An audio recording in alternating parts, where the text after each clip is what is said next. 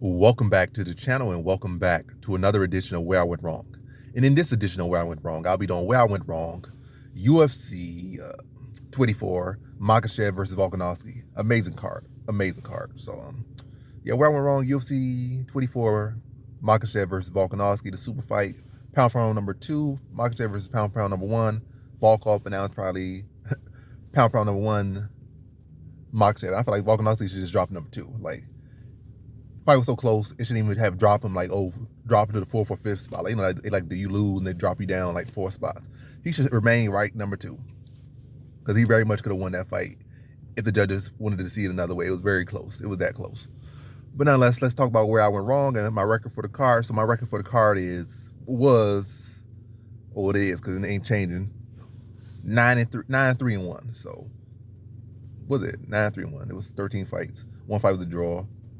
I had 3 losses. 9. The math adds up. That's 13 fights. So, and the win-to-loss ratio is 9 wins, 3 losses. That's what I mainly factor. I can't really factor draws. Like that's a whole nother thing. That might well be the fight didn't happen, at least as far as prediction or some standpoint. But yeah, it is what it is. But yeah, let's look at the first L. The first L was literally the first fight on the card was Zubaira Tukhugov versus Elvis Brenner. And with this one, I definitely feel like I didn't do enough tape on it. And also, matter of fact, I don't know, it was a close fight still. Probably should have went Tukhugov all the way, but I ain't mad at it. It ain't no big controversy like, oh my gosh, it was the biggest robbery in history. It was not. It literally was not. Brenner, he won. It is what it is. My issue with this one is that I went lock on Tukhugov, and I was like, hey, what is that? I haven't really been putting much locks on cards. So, hey, let me throw a lock on. It seemed like he has all this bases covered. Let me go with him. But I guess the bases, he didn't really go for, I think he went for 4 takedowns and have no success in takedowns. So, ended up being a largely striking matchup. And yeah, that should not have been a lock.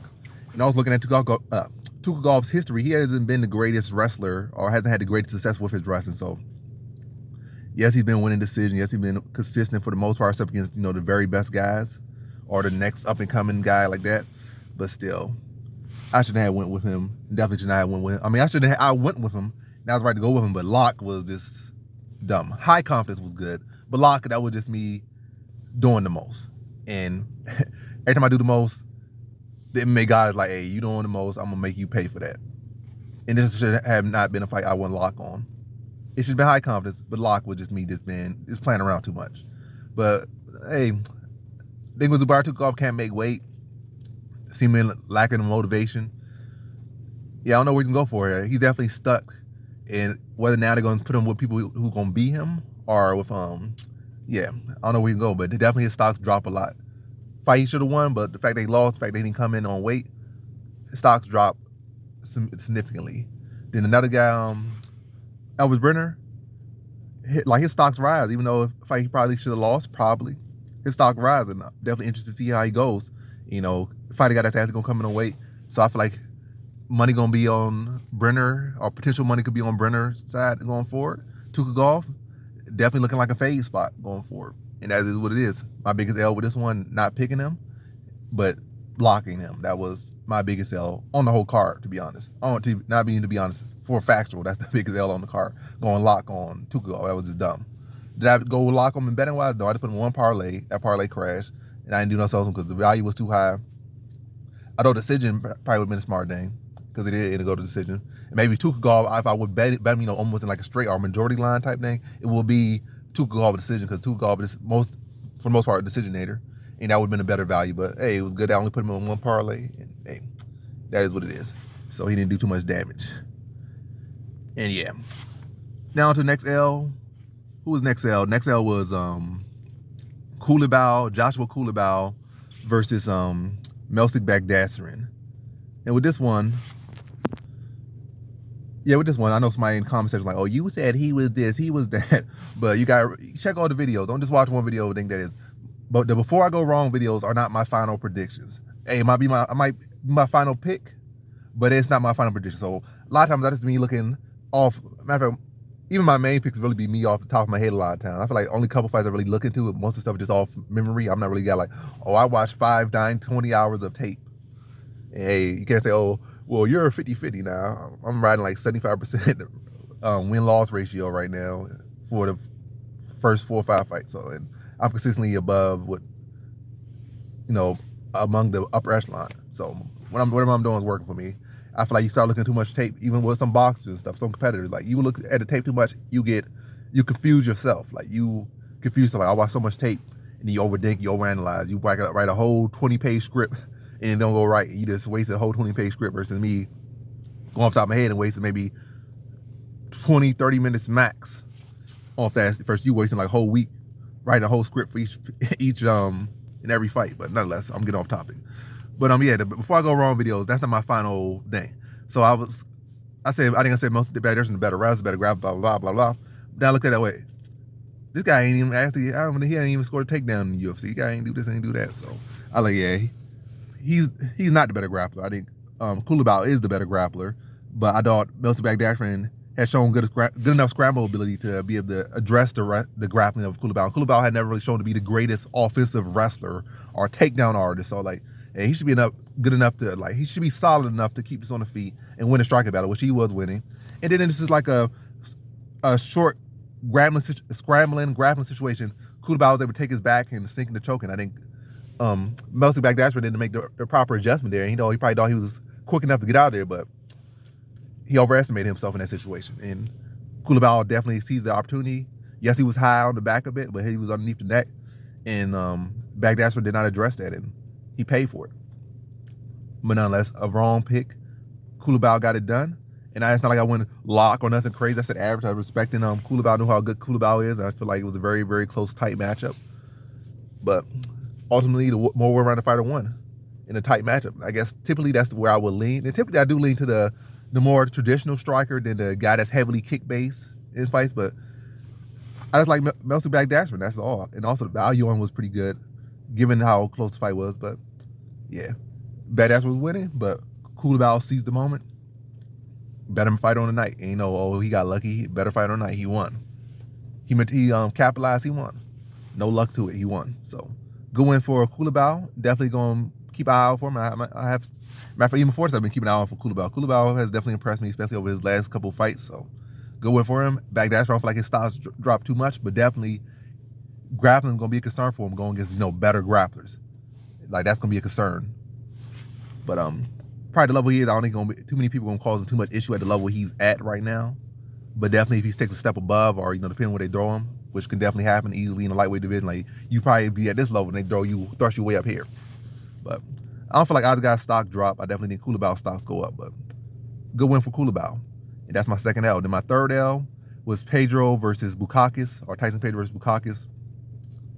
And this one I ain't gonna feel too mad about it.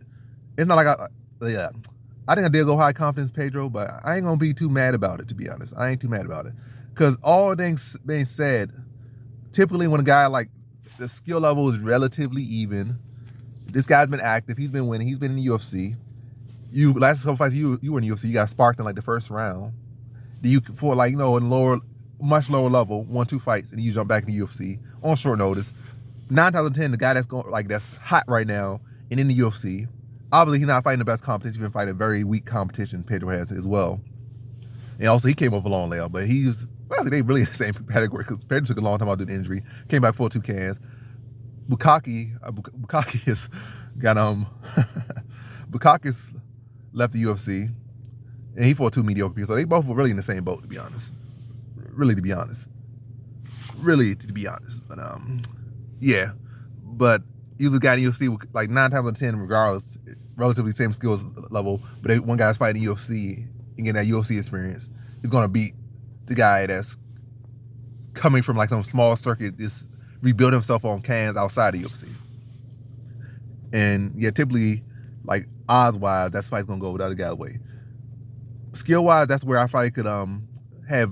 Also, I feel like Bukauskas made improvements. I feel like he started incorporating some karate more into his style. Like even when I look at him training, hitting the mitts, and training with his partner before going in, like he was trying to do a bunch of little feints, come in with some little karate type strikes, kind of fade off to the side, like he was trying to work on some different things. So he came in looking fast, looking sharp. Like he probably did some karate training and stuff, just get that time and the reflexes down.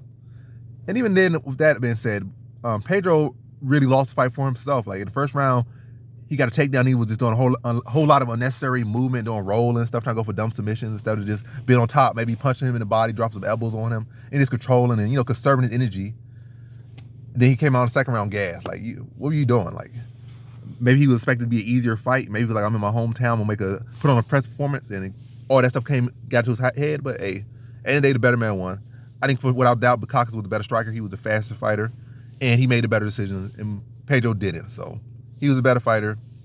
He made adjustments, but ultimately, I can't be mad about making that pick or that loss, because hey, typically you can't just take one L and then all of a sudden switch up your whole formula. Like, oh my gosh, this happened, so all of a sudden my formula is bad. I gotta do this. The formula's working pretty well, so sticking to it. You say like 90% of the time that fighter gonna win. 90% of the time that fighter gonna win. Maybe the confidence could shift a little bit, but 90% of the time that fighter gonna win. But the factor to change, who's that fighter in that driving seat? That's where you kind of maybe said maybe that 10% of the time will happen with this one. But don't try to shift it up like, oh, my logic was wrong. My logic was not wrong in that one. It wasn't too wrong. But yeah, that was all my 3 L's. Now let's just talk about the main event. Well, first I'm gonna say Yair Rodriguez, amazing performance, went out there and stopped. Well, that's the co-main event. Stopped Josh Emmett, who's a solid fighter, been underrated for a long time. Really should have got a title shot a long time ago. Had been in that position for so long and just never got that moment. And then Yair Rodriguez to go out there and have his best performance and put him away by submission. So amazing performance from Yair Rodriguez. And even if I know that Volkanovski going to destroy him if they fight, most likely, it's great on him to get that chance and opportunity. I'm definitely looking forward to see it. That's what I would say on that one. Now the main event, Islam Makachev versus Alexander Volkanovski. What I will say with this one between Makachev versus Volkanovski is good performance by both, and definitely could have went either way. Definitely was not the performance I thought. I knew Volkanovski would put up a good fight, but I thought Makachev would have more success with his grappling. I thought eventually we would be able to start taking him down and wear on him and put his weight on him. But that wasn't the case. Volkanovski said, actually, this guy not very strong. He was well prepared for him. Yes, he did get taken down a good number of times, like 5 times, I think. But at no point was he ever in any immediate danger. The best thing Makachev did was in the 4th round, hold him down, hold his back for like 3-4 minutes. Well, 3 minutes and 53 seconds, or 3 minutes and 38 seconds, something like that. That's the best thing he did in the grappling department. Other than that, he really landed no heavy ground and pound. He didn't do no damage with his takedown. For the most part, with just points in control. He didn't do no damage. He didn't do no threatening with no submissions. So Volkanovski really came in game and fought a good fight, and he won the final round. Like, the most important round. He won the big round. That's really the round that typically decides it in close fights. And he won that round, that final round, when it's all on the table, like who wants it more. Volkanovski was the one going for end up on top, and the one end up, and even after the fight, you see how much Volkanovski still looked fresh, talking all eloquently. You see Makachev like just tired, stuttering. So yeah, that fight definitely could have won Volkanovski. I picked Makachev, but Volkanovski would not have been a bad decision pick. Like, not decision pick, but if the judges would have picked Volkanovski, it would not have been bad at all. It would not have been controversial. It was that close. People say, oh, it was clear 48-47. It was not that clear. It literally was not that clear. The 2 clearest rounds was the 5th for Volkanovski and the 4th for Makachev. Those are the 2 clearest rounds. Even by now, you can't really say Makachev's 4th round is all that clear, because a lot of times now people be on the bottom or had that back take and they land like 40 punches to your face like that, and they went around because they didn't want to look at the fight. You just looking to hold. And Makachev, all he did was hold. He didn't do no damage. He didn't do no control with that. I mean, he landed some good shots early in that round, but the majority of that fight was just him controlling without landing no ground and pound, whereas Volkanovski was the one landing damage, and even though he was one in that less advantageous position. But very good fight. But hey, Makachev won. It is what it is. I picked him, and that's all that matters. That's all that matters. We're going forward. I think Volkanovski's stocks rise. I think Makachev's stocks rise. And also, you gotta say for Makachev, like, Volkanovski's grappling look good, but don't not credit Makachev. He was actually out striking Volkanovski for a large portion of this fight. Like, he was winning minutes against Volkanovski. He was tagging Volkanovski. He was hurting Volkanovski. And even Max Holloway really didn't tag. Well, I mean, the second fight, he was pacing up Volkanovski for that first round, those first 2 rounds. But outside that, ain't nobody else really been tagging up Volkanovski like that. Even Holloway in the third fight, in first fight, wasn't doing that. Second fight, yes, first 2 rounds he was destroying the man, but first and third fight, nah. So I give props to Makachev. He showed some good striking. Like, they both showed improvements in areas where I guess there could be, or supposed to be their weaker areas. They showed great improvements on both sides. So good performance from both men. Makachev won. It is what it is. And yeah, both their stocks rise. I feel like Volkanovski probably gonna win a second fight. I don't know if he's gonna get that. He might get it. I feel, to be honest, he might get that. But he goes down to featherweight. I could see him going down there and definitely probably beating Yair, maybe stopping Yair. Maybe win another fight, then maybe rematching at the end of the year, or maybe just winning that fight, then come back and rematch at the end of the year. I don't feel like it's that too many people already lined up to fight Makachev. And also the fact that Makachev looks so good right now in that fight in the striking department, that's gonna make him even harder to beat at lightweight. I don't see no lightweight really truly challenging him just yet. Based on what I've seen him striking in that fight, I don't see Beneil Dariush causing him. I feel like he can knock Beneil Dariush. Dariush has a soft glass chin. He has a lot of skill, but he can get very sloppy at times, and he does have soft chin. So I feel like Dariush could potentially be his next opponent. And I can see him knocking Dariush out on his feet. And he got some other talents, but I feel like they probably a year or two off from fighting him. So that match could definitely happen. Like both fight one more fight, then they rematch. And yeah. If they rematch again, I will still pick Makachev again. I feel like the younger fighter, the bigger fighter, he's gonna make more adjustments and he's gonna win. He's definitely gonna come in more prepared for Volkanovski. Volkanovski's gonna come in game, but I think they rematch again. I think Makachev fights a much cleaner performance, but still a very competitive fight. Definitely probably more competitive than any fight that's relatively, as far as within the next year or two or this year, that's the best fight he's gonna be able to get is Volkanovski. In the next year, the year, 2 years, that's probably the best fight they could give him, and that's the best fight they could give both of them, I think. So, yeah, that's my takes on this fight on a card and getting 9-3. But also, what I will say is, after watching the fight, even though it looks so good for Volkanovski, I don't think he would do good at lightweight. I don't think he would come at lightweight and come up to lightweight and have. Well, he just fought the champion. You could say he could have beat him, but styles make fights. I feel like Volkanovski is the greatest offensive wrestler. He is on the shorter side, and I feel like he potentially get upset by people like, I don't know, Poirier. He could potentially get upset by Poirier, potentially get upset by, well, I'm not gonna say McGregor. Well, potentially upset because if you're getting stung by and rattled by Makachev, then who probably is not, as far as one of the lighter-handed lightweights. Now you come up and maybe fighting like a heavier-handed Poirier or Jalen Turner or some of the other guys. It could potentially be a very bad night for him. Also, bigger, longer guys like Jalen Turner again. If Jalen Turner continues to work on his grappling defense, he could destroy Volkanovski, like embarrass Volkanovski. Turner does. He has that potential, that high of a ceiling. And Turner is one of those people I say in like 2 years could be challenging for the title or winning the title. Whereas right now, he's probably a year or two off of getting there. So maybe a year because he's not that far off. He just maybe 1 or 2 big performances from getting a title shot and maybe division politics kind of clearing up. But that could be a very bad matchup for Max Holloway. I mean, Volkanovski is if Jalen Turner continues to improve. And with his size and length and his striking acumen, that man could be a very deadly matchup for Volkanovski. So if Volkanovski did even somehow win the belt, I don't feel like he would have it for very long. And I feel like Makachev was a good stylistic matchup for him to potentially come in and beat. I think Charles Oliveira was an even better style matchup for him to come in and beat. I think he would have beat Charles Oliveira if they fought. But yeah, I don't see him beating Makachev in a rematch. Close as this fight was, and the fight I feel like he could have won this fight or maybe should have won this fight. I don't think he beats Makachev in a rematch. I think Makachev wins clear in the second fight. If they do rematch, then yeah, if he happens to win the belt, I don't feel like he has it for long. I feel like it might be one of those cases where he win the belt, then he just get clipped and loses it. Like, and it's like everybody in the audience is on their feet like, whoa. Because Volkanovski's chin has always been a bit questionable. I mean, it's not like he got dropped or anything in this fight, but definitely at no point received those shots well from Makachev. I feel like even the lighter strikes from Makachev were having Volkanovski kind of like looking around him like, damn, what was that? What was that like? And you can say the same thing about Max Holloway. He tried to jump up on short nose and fight Dustin Poirier. And I feel like it's just a power and weight difference. Like you can try to jump up, you're not fully committed to the weight jump. You start feeling the power of like a solidified 55er or a solidified established 55er. Jumping from 45 is a big power difference. Like I said, I feel like if Max Holloway maybe fully adjusted to the weight class, he probably would have beat Dustin Poirier. But I feel like the fact that he didn't fully adjust the weight class, he was still like straddling the 45 and 55 at that time. I feel like a lot of shots were shifting the fight. Like Max Holloway would be winning, he could caught one shot, then Poirier took the fight. Poirier took the momentum. Similar to this in the case, Volkanovski was the better striker, but Islam Makachev touch him a little bit something or counter him coming in, and then it makes Volkanovski has to readjust, had to backpedal a little bit, had to get his wits back about him. But it was not always the same thing case with Makachev when he got hit by Volkanovski.